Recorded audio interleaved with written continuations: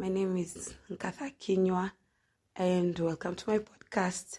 So I am finally doing this. This is my first episode.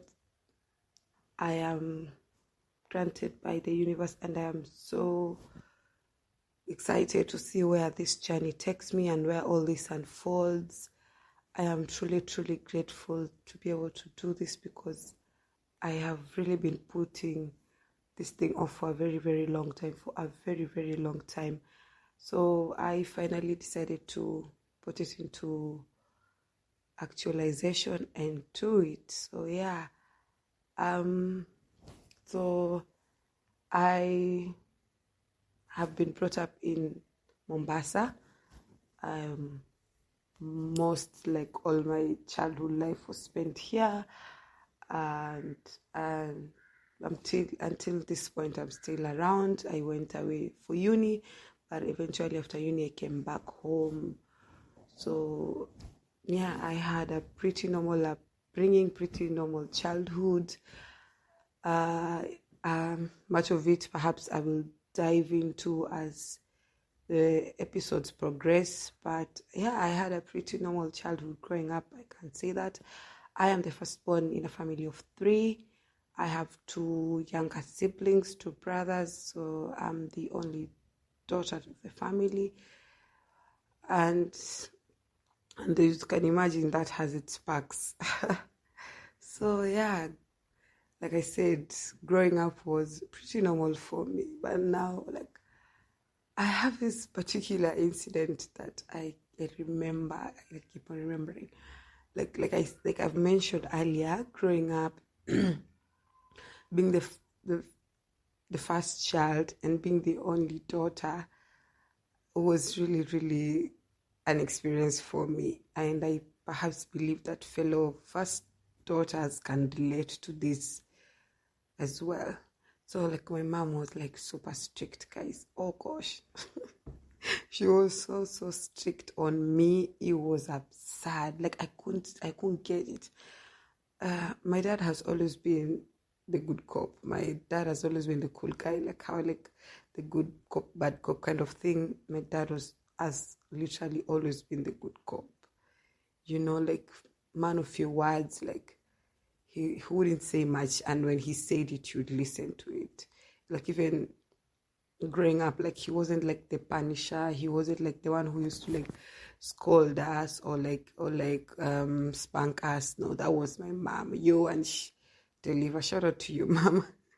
I love you, Nakupenda. As in, I'm grateful for that as well because it in a way it has modeled me to be the person I am today. So it instilled discipline and great virtues in me that I am forever grateful for. So anyway, like when I used to be sent to go to the shop, like they always would send me with my younger brother, especially when it was towards the evening.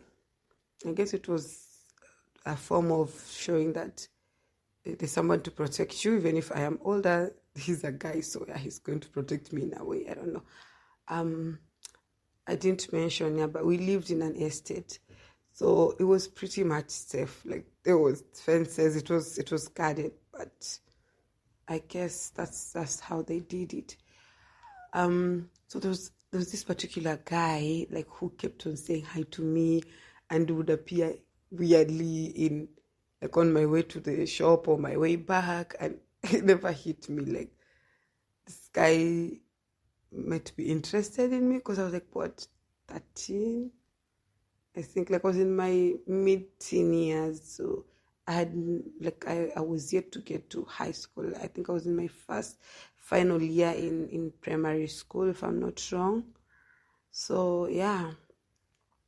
So you guys, my mom was very, very strict. And isn't it funny how when we grow up, we get to see this whole other different light of our parents? Gosh, right now my mom is like so cool, so chill. I'm like, what happened to her? Like, nilimfanyikia manake, manze mamangu. Mamangu alikuwa something else, yani. Why? There's a backstory as to why I'm telling you historia my mom and her strictness. Wacha nikuambie. Mamangu alikuwa hataki mchezo. Hey. So mimi, growing up, nilikuwa pretty much like not very feminine. Like hata vile nilikuwa navaa, like people I used to hang out with, even the games I used to play, zilikuwa nyingi sana like vitu za kivulana. Like mimi nilikuwa naenda out like baiskeli na marafiki zangu na marafiki za bratangu. Most of them were guys, so ilikuwa tu combination. Like I remember we'd go out riding our bikes like over the weekend, and we would get lost. Like we'd go down the estate kabisa mahali uko mbali, would get lost for hours. Then hata usikii njaa, hata ushughuliki. Then tunarudi nyumbani jioni, kumbe mfanyikazi ametuseti. Amesema vile tumetoka tangu asubuhi after mamangu aende na sisi hao, kumbe tulitoka tukaenda. Sasa the following days ni kama ni Sunday. Hatujafanya homework na fatofa kwenda kanisani. Tulikuwa happy the whole day jana, ni kucheza tu. Nakwambia mamangu alikuwa yatuchapa wewe. Baraka tulikuwa tusikii kabisa. Anyway, hiyo ni story for another day. So, like, I used to dress in shorts. I wasn't a girly, let me just say that.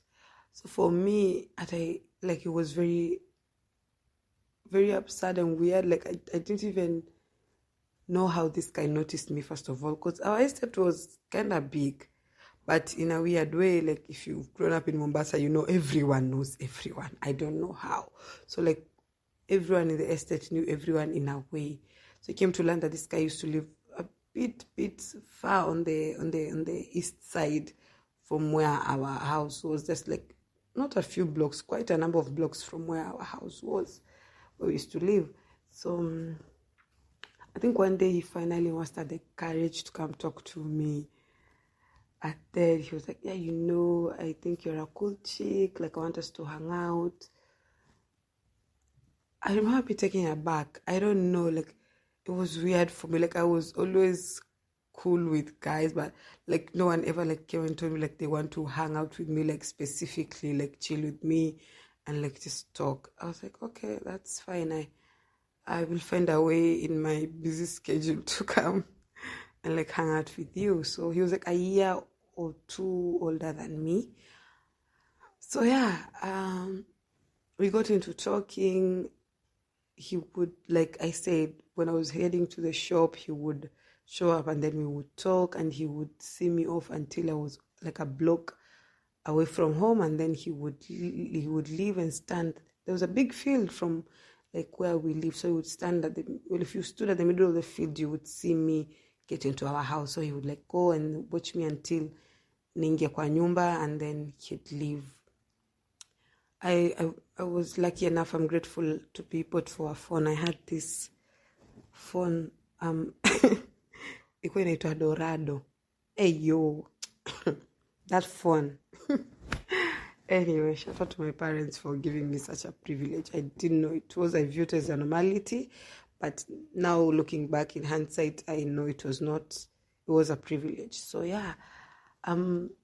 So we were texting and all. And then I remember one evening, I don't know what happened, but I ended up on his side of the estate, on their side where they used to live. So we were outside and we just pretty much talking, and we used to have like very deep conversations with this guy for my age, for that time. I don't know, but it was nice. So we would talk a lot. It was just basically talking. There was nothing else involved, like just holding hands, and that was it. He was very, very respectful man.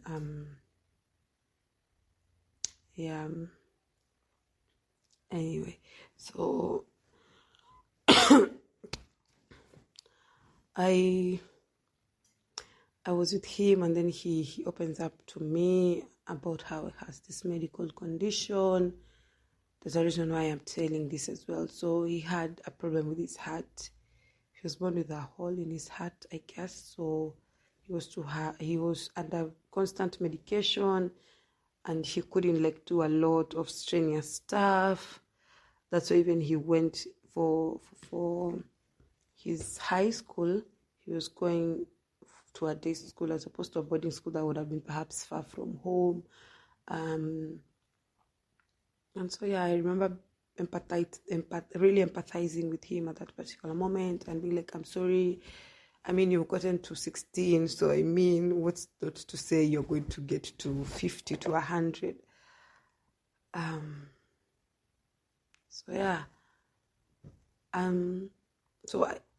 I went to high school, and then